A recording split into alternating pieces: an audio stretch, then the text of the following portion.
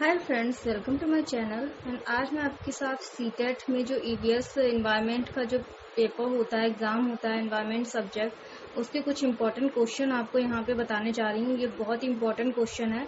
आप अपनी copy pen लेकर बैठिए, आप इनको नोट कर सकते हैं क्योंकि ये सारे वही क्वेश्चन हैं जो एग्जाम में बार बार पूछे जा चुके हैं और ये सारे ही क्वेश्चन बहुत ज़्यादा इंपॉर्टेंट है। आप इनको नोट करिए, इनको एक बार पढ़िएगा तो आपको ज़रूर इसमें हेल्प मिलेगी। तो सबसे पहले मैं यहाँ पे प्लांट पौधों के बारे में बताने जा रही हूँ और ये सारे क्वेश्चन बहुत बार पूछे जा चुके हैं। ये रेगिस्तानी ओक सबसे पहला है यहाँ पे। ये बहुत ज़्यादा इम्पोर्टेंट भी है। रेगिस्तानी ओक ये काफ़ी बार पूछा जा चुका है। तो रेगिस्तानी ओक जो है वो 10 फुट लंबा पौधा होता है। इसकी जड़ें 300 फीट की गहराई तक होती हैं तथा पत्तियां इसमें कम होती हैं। आप इसको नोट कर लीजिए। ये ऑस्ट्रेलिया में पाया जाता है। ये सबसे इम्पोर्टेंट इसका पॉइंट है। ये ऑस्ट्रेलिया में पाया जाता है। रेगिस्तानी ओक जो होता है पौधा वो ऑस्ट्रेलिया में पाया जाता है। ये 10 फुट लंबा पौधा है। इसकी जड़ें 300 फीट गहराई तक होती हैं तथा पत्तियां इसमें कम होती हैं। इसकी जड़ें इसके तने की 30 गुना लंबी होती हैं। इसके तने में पानी इकट्ठा रहता है। इसमें दूसरा टॉपिक आता है मधुबनी चित्रकला। ये भी बहुत ज़्यादा इम्पोर्टेंट टॉपिक है, जिसमें जितने भी मैं टॉपिक आपको बताऊंगी, जितने भी टॉपिक से मैंने ये क्वेश्चन खुद ही अपने नोट्स रेडी किए हैं, तैयार किए हैं खुद से। तो ये जितने भी टॉपिक हैं ये सारे बहुत ज़्यादा इम्पोर्टेंट हैं। तो इसमें है मधुबनी चित्रकला। बिहार के मधुबनी जिले से फैली है। ये जो मधुबनी चित्रकला है ये बिहार के मधुबनी जिले से फैली है। इसमें चावल के घोल में प्राकृतिक रंगों को मिलाकर बनाया जाता है। प्राकृतिक रंगों के लिए नील, हल्दी, फूल, पत्ती आदि का प्रयोग किया जाता है। इसमें जो चावल का घोल होता है उसमें प्राकृतिक रंग भी ये लोग बनाते थे, जैसे कि नील है, हल्दी है। इसको पानी में घोल के रंग तैयार करते थे। चावल के घोल में, पानी में नहीं, चावल के घोल में ये नील, हल्दी, फूल को मिलाकर रंग तैयार करते थे। इससे ही चित्रकला बनाते थे। त्योहारों पर घरों की दीवारों पर चित्रकारी की जाती है। इसमें इंसान, जानवर, पेड़, फूल, पक्षी, मछली और अन्य जानवरों के चित्र बनाए जाते हैं। तो एक बार फिर से मैं रिपीट कर देती हूँ इसको। मधुबनी चित्रकला बिहार के मधुबनी जिले से फैली है। इसमें चावल के घोल में प्राकृतिक रंगों को मिलाकर बनाया जाता है। प्राकृतिक रंगों के लिए नील, हल्दी, फूल, पत्ती आदि का प्रयोग किया जाता है। त्योहारों पर घरों की दीवारों पर चित्रकारी की जाती है। इसमें इंसान, जानवर, पेड़, फूल, पक्षी, मछली और अन्य जानवरों के चित्र बनाए जाते हैं। अब यहाँ पे आता है कि कचनार के फूलों की सब्जी कहाँ बनती है? यूपी में। कचनार के फूलों की सब्जी यूपी में बनती है। केले के फूलों की सब्जी केरल में बनती है और सहजन के फूलों की सब्जी महाराष्ट्र में बनाई जाती है। ये फेमस है, इस वजह से इसको आपको याद करना है, नोट करना है। ये भी पूछा जा चुका है पेपर में। अभी है उत्तर प्रदेश का कन्नौज जिला इत्र बनाने के लिए मशहूर है। यहाँ फूलों से इत्र, गुलाब जल, केवड़ा, संदल तैयार किया जाता है। फूलों की घाटी उत्तराखंड को कहते हैं। फूलों की घाटी उत्तराखंड। यहाँ पे फूलों की घाटी उत्तराखंड को कहते हैं। और मसालों का राज्य केरल। केरल जो है मसालों के राज्य से फेमस है। मसालों का राज्य कहते हैं केरल को। यहाँ पे अगला नेक्स्ट टॉपिक है खेजराली गांव, खेजड़ी वृक्ष। बहुत ही इम्पोर्टेंट टॉपिक है। इससे बहुत बार क्वेश्चन आया है। इसको आपको जरूर ध्यान से, जितने भी टॉपिक हैं सारे इम्पोर्टेंट ही हैं। तो ये खेजराली गांव, ये जोधपुर राजस्थान में है। इस गांव के लोगों को बिश्नोई कहते हैं। यहाँ से बहुत बार क्वेश्चन पूछा जा चुका है। यहाँ रेगिस्तानी इलाका होते हुए भी ये हरा भरा रहता है। यहाँ खेजड़ी वृक्ष पाया जाता है। ये कम पानी में भी उग जाता है। जैसे कि आपने देखा राजस्थान में है, तो राजस्थान में वैसे भी पानी की कमी होती है और ये खेजड़ी वृक्ष जो होता है ये कम पानी में उग जाता है। इसकी लकड़ी में कीड़े नहीं लगते हैं। नीम, कीकड़, खेजड़ी वृक्ष में कीड़े नहीं लगते हैं। इसकी छाल दवा बनाने में प्रयोग होती है। इसकी पत्तियों की सब्जी बनाई जाती है। अगर पेड़ हैं तो हम हैं। पेड़ और जानवर हमारे बिना रह सकते हैं, पर हम उनके बिना नहीं। ये खेजड़ी गांव वालों का नारा था। ये पूछा भी जा चुका है। आप इसको जितने भी पॉइंट हैं उनको आपको ध्यान से नोट करना है। अगला टॉपिक है निपेंथीज। निपेंथीज या घटपर्णी, इसको ये पौधा है निपेंथीज या घटपर्णी। ये कीट बख्शी पौधा होता है। ये इंडोनेशिया में पाया जाता है और भारत के मेघालय राज्य में पाया जाता है। ये जो पौधा होता है ये कीटों को खाता है। चूहा, मेढक कीटों को खाता है। इसे निपेंथीज या निपेंथीज कहते हैं। हिंदी में इसको घटपर्णी भी कहा जाता है। इसको आपको याद रखना है। ये कीट बख्शी पौधा होता है और इंडोनेशिया में पाया जाता है और भारत के मेघालय राज्य में पाया जाता है। ये चूहा, मेढक और कीटों को खाता है। मलेरिया नेक्स्ट टॉपिक है अपना। मलेरिया मच्छर के काटने से होने वाले रोग। ये क्वेश्चन पूछा जा चुका है। मच्छर के काटने से कौन से रोग होते हैं? तो यहाँ पे मलेरिया, डेंगू और चिकनगुनिया, ये मच्छर के काटने से होते हैं। रोनाल्ड रॉस थे जिन्होंने ये खोज की थी कि मलेरिया मच्छर के काटने से होता है। रोनाल्ड रॉस ने खोज की थी कि मलेरिया मच्छर के काटने से होता है। इस आविष्कार के लिए उन्हें 1902 में नोबेल पुरस्कार भी मिला था। मलेरिया मादा एनाफिलीज मच्छर के काटने से होता है। मलेरिया की दवा कोनैन है जो सिनकोना वृक्ष की छाल से प्राप्त होती है। सीसी मक्खी से हैजा, डायरिया, निद्रा रोग होता है। इसमें 2 पॉइंट मुझे मिल गए थे तो मैंने ऐसे लिख लिया है। वैसे आगे जो एक टॉपिक है उसमें मैंने ये सारी चीजें नोट की हैं। जैसे सबसे ऊंची डाल पर घोंसला, कौवा जो है वो सबसे ऊंची डाल पर घोंसला बनाता है और चील सबसे ऊंचे पेड़ पर घोंसला बनाती है। ये 2 पॉइंट इम्पोर्टेंट है। ये जो इम्पोर्टेंट पॉइंट है ये 2016 या 2014 के बैच में पेपर में पूछा गया है। क्वेश्चन ये आया है। बगुला भैंस पर बैठकर कीट खाता है जिससे भैंस को कीटों से छुटकारा मिलता है और बगुले को भोजन मिल जाता है।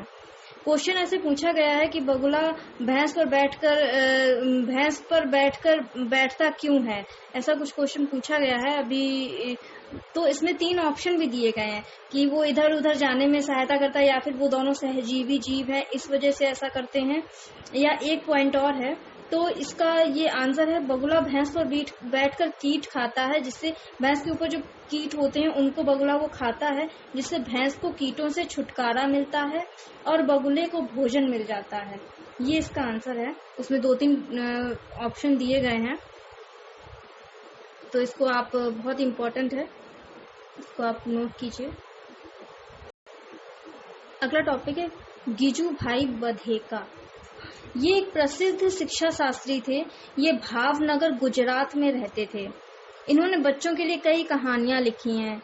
इन्होंने नर्सरी व प्राथमिक छात्रों की शिक्षा में महत्वपूर्ण भूमिका निभाई थी।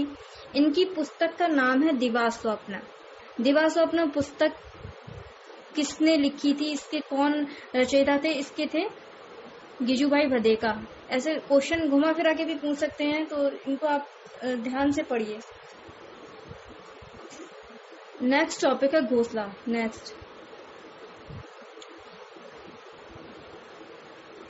इंडियन रॉबिन बर्ड को कलचड़ी भी कहते हैं। यह सड़क के किनारे पत्थरों के बीच मुलायम घोंसला बनाती है। नेक्स्ट है कौवे के घोंसले में लोहे के तार व टहनियां होती हैं। ये सबसे ऊंची डाल पर घोंसला बनाता है। ये मैंने पॉइंट अभी बताया है। जो कौवा होता है वो सबसे ऊंची डाल पर घोंसला बनाता है।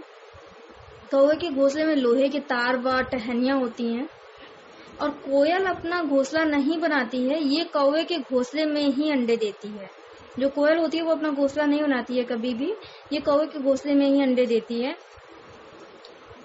फाक्ता जो पक्षी होता है फाख्ता कैक्टस के कांटों के बीच अपना घोंसला बनाता है। दर्जन चिड़िया अपनी नुकीली चोंच से पत्तों को सींकर घोंसला बनाती है।